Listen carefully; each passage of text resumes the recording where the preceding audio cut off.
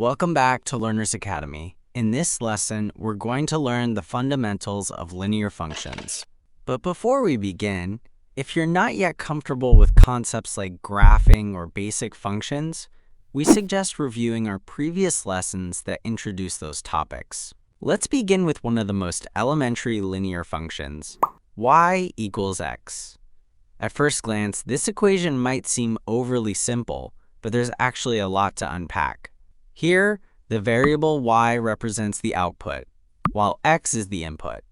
So essentially, this function states that whatever is the value of input x, the exact same value will be the value of output y. If x equals 1, then y also equals 1. If x equals 2, then y equals 2, and so forth.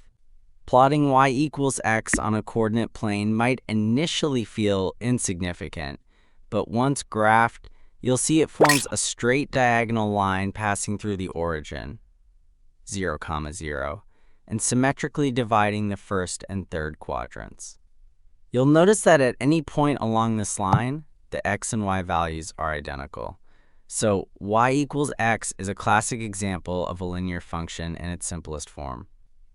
By the way, though we can use function notation like f of x, we'll stick with y for clarity in this lesson. Now, let's look at a slightly more flexible form of linear functions, y equals mx.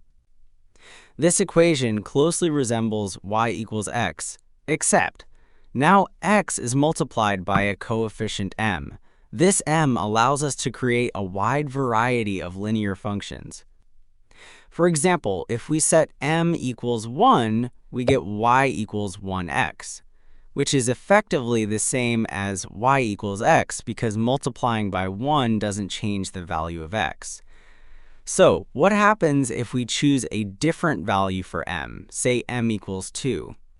Now we have y equals 2x. If we build a table of input and output values and then plot them, the resulting line will be steeper than the one formed by y equals x.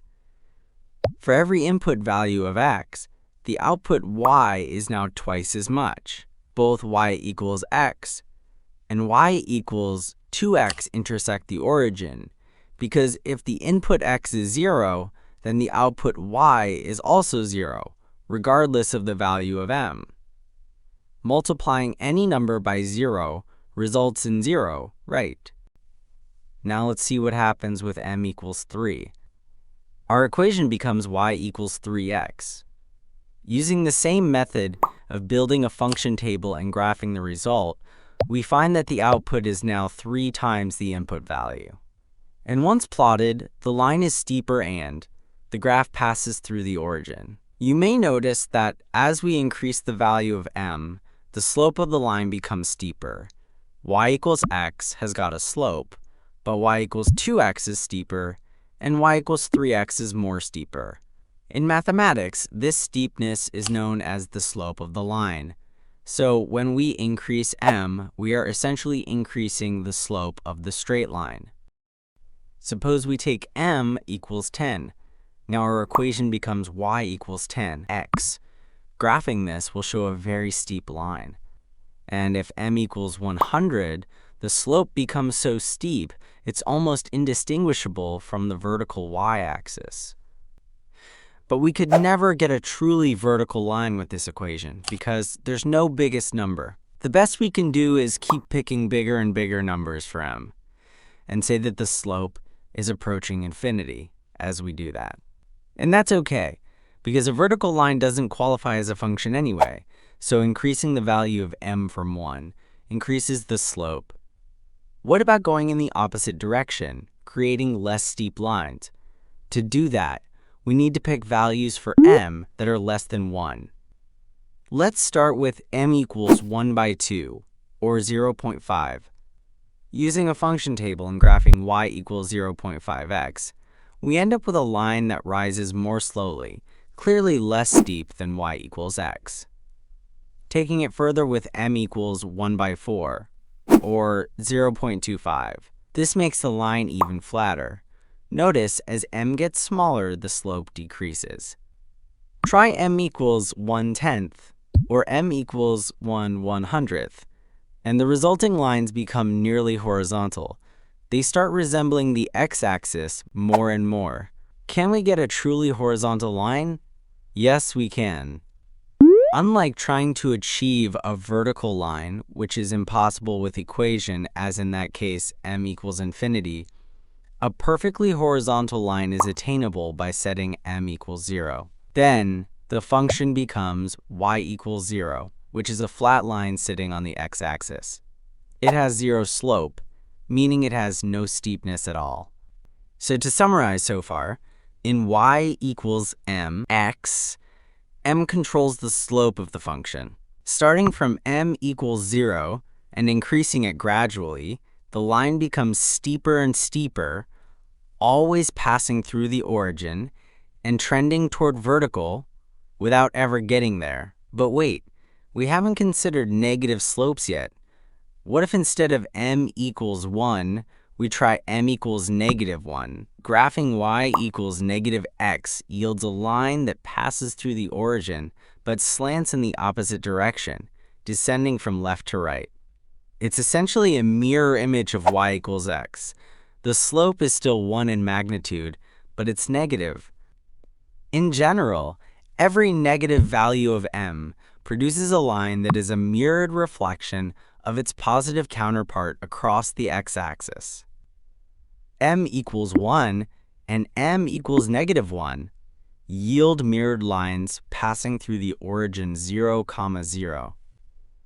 Similarly, m equals 2 and m equals negative 2, or m equals 1/2 and m equals negative 1/2 also yield same results of mirror lines.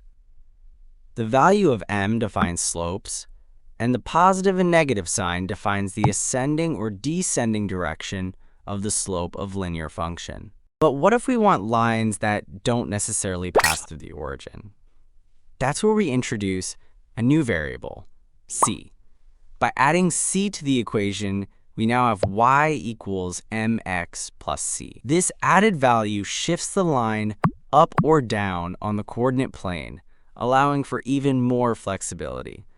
Let's see what this looks like in action. Suppose we fix m equals 1 and experiment with various values of c. We'll keep y equals x on the graph as a reference. Let's set c equals 1. Now we have y equals x plus 1.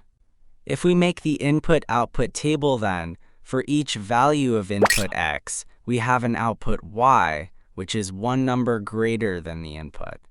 Graphing this yields a line parallel to y equals x, but shifted 1 unit up. The slope is unchanged because m is still 1, but the intercept on y-axis has moved up 1 unit. Now try c equals 2. The function becomes y equals x plus 2. And as you might expect, this shifts the entire line up by 2 units. It's still parallel to our original line y equals x, because the slope m is the same, but now it cuts through the y-axis at y equals 2 instead of at the origin. If we use c equals 3, the equation becomes y equals 1x plus 3. And now the whole line moves up 3 units. So here's the pattern. The larger the value of c, the higher the line shifts on the graph, while maintaining the same steepness or slope if m is not changed. As there is a famous saying, what goes up must comes down. Let's try using negative numbers for c. Let's pick c equals negative 1. That gives us y equals x minus 1. What do you think happens? Exactly. It shifts the line down 1 unit instead of up. Now, the line crosses the y-axis at negative 1. Let's go further. c equals negative 2 gives us y equals x minus 2. And that pushes the line down 2 units. c equals negative 3. You guessed it right. The line drops 3 units below the origin.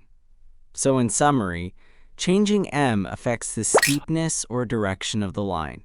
while changing c shifts the line up or down on the graph, or in other words, it determines exactly where the line will intercept the y-axis. Therefore, it is called as y-intercept. But you might be wondering, don't we also need to be able to shift the line side to side? Simple answer, nope, and here's the explanation.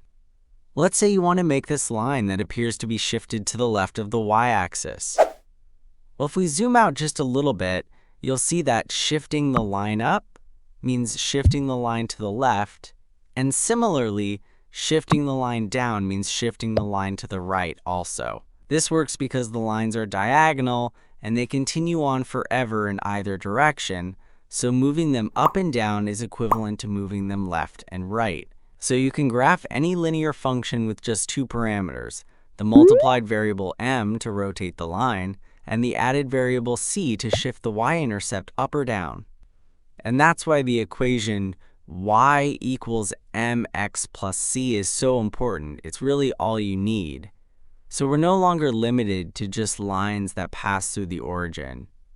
We can graph any straight line, steep, shallow, rising, falling, shifted up, or shifted down.